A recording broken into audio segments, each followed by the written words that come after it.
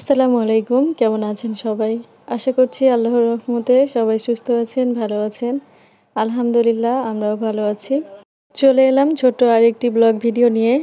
আশা করছি আজকের ভিডিওটি পুরোটাই আপনারা দেখবেন।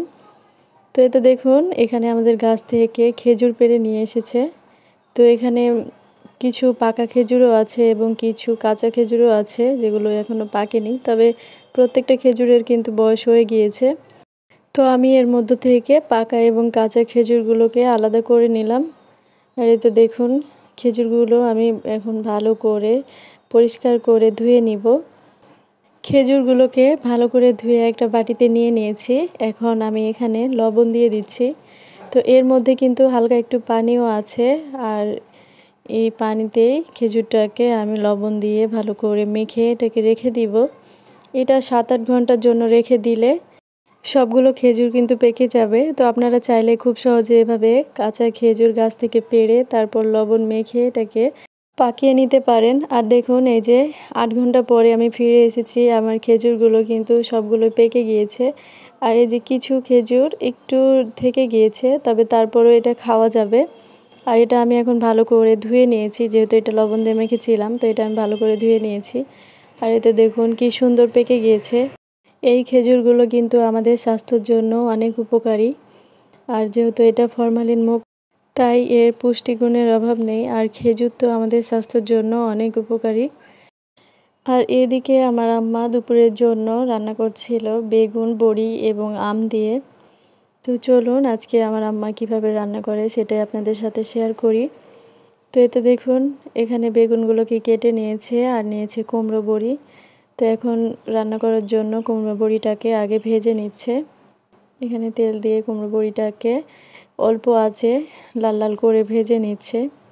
তো ভিডিওর এই পর্যায়ে আপনাদের কাছে আমার ছোট্ট একটি অনুরোধ, আমার ভিডিওটি যদি আপনাদের কাছে ভালো লেগে থাকে তাহলে অবশ্যই লাইক করে দিবেন এবং এরকম ভিডিও পেতে আমার চ্যানেলটিকে সাবস্ক্রাইব করে পাশেই থাকবেন। আর যেসব আপুরা অলরেডি এই কাজটি করেছেন তাদেরকে আমার চ্যানেলের পক্ষ থেকে অসংখ্য ধন্যবাদ। তো দেখুন, এদিকে বড়িটা ভেজে উঠিয়ে নিয়েছে, আর এখানে পেঁয়াজ বাটা, আদা রসুন বাটা এবং সমস্ত মশলা, যেমন হলুদের গুঁড়া, মরিচের গুঁড়া, ধনিয়ার গুঁড়া, জিরার গুঁড়া সব কিছু দিয়ে এটাকে মশলাটাকে ভালো করে কষিয়ে নিয়েছে। আর মশলাটা কষানো হয়ে গেলে এর মধ্যে কুমড়ো বড়িগুলো দিয়ে দিয়েছে। আর কুমড়ো বড়িগুলোকে দিয়ে এটা আরও বেশ কিছুক্ষণ কষিয়ে তারপরে পরিমাণ মতো এর মধ্যে পানি দিয়ে দিয়েছে। পানি দেওয়ার পরে এটাকে ঢাকনা দিয়ে ঢেকে রেখে দিয়েছে। আর এটাই যখন বলক চলে এসেছে তখন আবার এর মধ্যে কেটে রাখা বেগুনগুলোকে ধুয়ে দিয়ে দিয়েছে। অনেক দিন হলো নিজের সংসার থেকে ছুটি নিয়ে তারপরে চলে এসেছি। তো আমি এখন যেহেতু মায়ের বাড়িতে আছি, তো মায়ের বাড়িতে থাকলে তো কোনো কাজ করতে হয় না, বা আমাকে তেমন কাজ করতেও দেয় না। তো যেহেতু কোনো কাজ করি না, তো সেজন্য কোনো ভিডিও ক্লিপও নেওয়া হয় না, আর আপনাদের মাঝে শেয়ার করাও হয় না।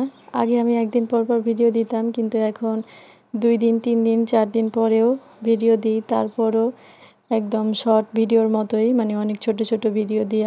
তো এই তো কথা বলতে বলতে বেগুনগুলো দেওয়া হয়ে গিয়েছে, আর এদিকে বড়িগুলো অনেকটা সেদ্ধ হয়ে গিয়েছে, বেগুনগুলোও সেদ্ধ হয়ে গিয়েছে। আর এ পর্যায়ে কেটে রাখা আম দিয়ে দিয়েছে। এখানে এটা কাঁচা আম দিয়েছে। তো এর মধ্যে আম দিলে কিন্তু খেতে বেশ ভালো লাগে। আপনারা একবার এই পদ্ধতিতে বেগুন বড়ি দিয়ে রান্না করে দেখবেন, মাছ মাংস থেকেও অনেক বেশি ভাত খেতে পারবেন এবং অনেক তৃপ্তি সহকারে খেতে পারবেন। তো এই তো দেখুন, রান্না হয়ে গিয়েছে, এরপর নামিয়ে নিয়েছি। তো তরকারির লুকটা মাশাআল্লাহ অনেকটা সুন্দর এসেছে, আর খেতেও কিন্তু ভীষণ মজা হয়েছিল। আর এদিকে বিকালে আমাদের জন্য মা বেগুনি ভেজেছিল, তো সেটাই এই যে একটু ভিডিও নিয়েছিলাম। তো এই তো বেগুনিগুলো আমরা বিকালে খেয়ে নিয়েছিলাম। আর এখানে আমার ছেলের জন্য পাঁপড় ভেজেছিল। ভিডিওটি আজকে এ পর্যন্তই। সবাই ভালো থাকবেন, সুস্থ থাকবেন এবং আমার চ্যানেলের পাশেই থাকবেন। আল্লাহ হাফেজ।